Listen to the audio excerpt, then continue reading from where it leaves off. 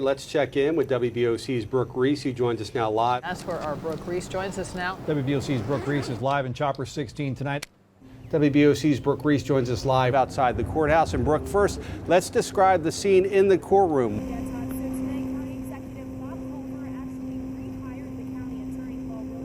You can see just how deep this ditch is behind the Decatur apartments. And it's here that Hudson Crawford said he choked Nichols and buried his face in the mud. But attorney William Hall says that obviously something had to have happened here that we don't know.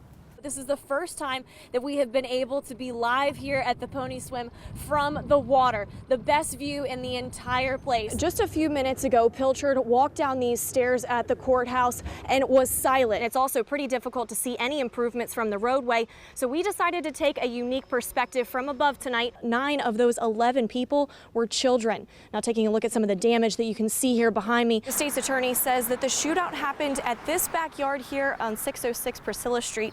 But if you take a walk with me just down the block, over here is Doverdale Park. The Fruitland Police Department says that over the last 4 years, only one time was a car door actually locked. Every other time, car doors were left open, making it easier for criminals to get inside. The two went up Route 113 and into this muddy ditch behind the Decatur apartments. Chopper 16 discovered something strange in the water on Roten Island. You can see what appears to be a crashed aircraft hidden in the marsh. While the Wicomico County Sheriff's Office waits in anticipation for their drone, today we were able to see 2 of Dover Police Departments. My bowl might not look as pretty right now that I'm attempting to make. Amuse Studios will have plenty of theirs. Carr says that the state didn't meet their goal by half over the last 2 months of training classes, with 20 being in the October class, and 5 months later, only getting 10 for February. Attempting to catch what he believes are pedophiles in the act, right here on the beaches of Ocean City. Yo, what's your name? How you doing, bro? What's up? You know who I am? Who? I'm Mr. 1754 OCMD. And what you did today is you chose to meet this child. Justin Perry tells us how he tries to catch these child predators. So I'll post these dating ads. It'll be a picture of a young girl. Tell them I'm 15, and once they go, they're like, hey, would you like to meet me or whatever? That's when I go and get them. I Facebook Live it, and it's for the whole world to see. For the last year, Perry has made it his mission to expose dozens of men from his home state of Pennsylvania and publicly shame them through social media. Now, why don't you apologize to all these people on here? Okay, I apologize for everything I did. I should never done it. Do you think that this is the best way to expose these people? I look at it like this. If someone was arrested for a sexual crime or whatever, they go to jail and then they get out and it's done and over with. This is on the internet. Everybody's going to see it. They're going to know. And it's not.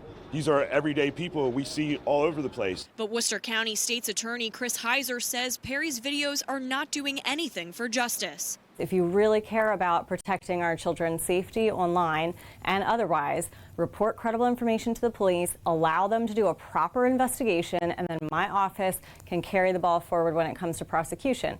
As it is, this is not moving the ball forward with keeping children safe. Heiser says at this point, Perry's vigilantism is not illegal. Perry says he would provide information to Ocean City Police, but has yet to do so. The disabled Navy jet plane swooped down onto uninhabited Roten Island near Hooperville, Maryland yesterday, tore a 200-foot swath through the trees and was demolished. The pilot walked away unhurt. These are the words Michael Kaiser's father Fenwick wrote after he watched a TV-2 aircraft land on his island in November of 1953. It was Thanksgiving weekend, so while the wives were inside cooking dinner, Kaiser and other members of the Roten Island Hunting Club were in the duck blinds nearby what's now called Airplane Pond. He was out shooting, and this plane came down through the trees and crashed into the woods of the marsh. And then he ran over there with some of his other friends, and the pilot was out and was okay. Lieutenant Commander Kenneth D. Smith was quickly rescued by a helicopter from the Patuxent Naval Air Station, where he is assigned to the Service Test Division. Michael says it wasn't until a few days later that the Navy would revisit the island to retrieve the engine and other important instruments. And my father and some friends took whatever was left worthwhile on the plane. The seat, maybe the raft, My father brought back the flight manual. Fen Kaiser was one of the original 8 owners of the island. They didn't really call him the president. He was just in charge. Fen Kaiser would later sign a document with the U.S. government authorizing it to leave the carcass of the plane where it is today. And then it just sat there, and it was always an item of conversation when people came to the island who hadn't been there before. Oh yeah, this plane crashed over there, and yada yada yada. And that was how it went on for years.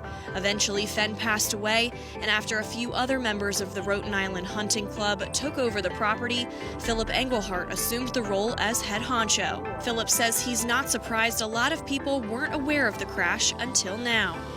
Nobody really talked about it beyond, because really what was on the island stayed on the island. As a story that was discovered from above finally surfaces on Delmarva.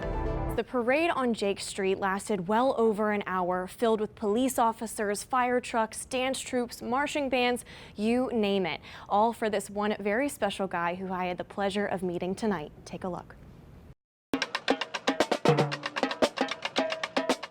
200 cars, trucks, and floats.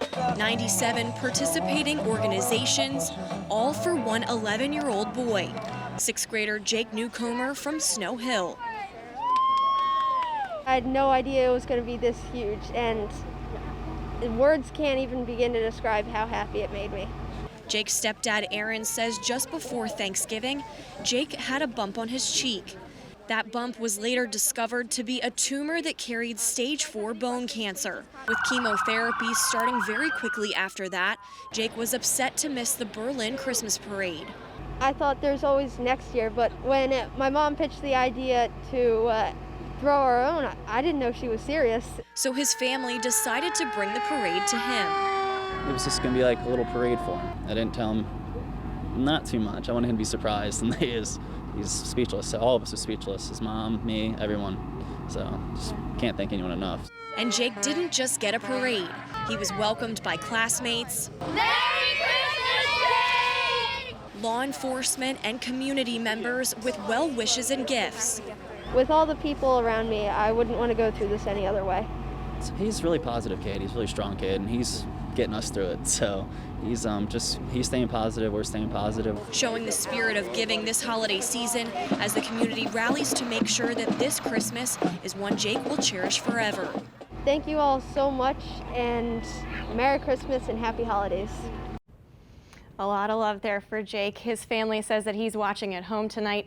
Jake says that he is going to take all of that love up to Johns Hopkins with him as he resumes treatment next week.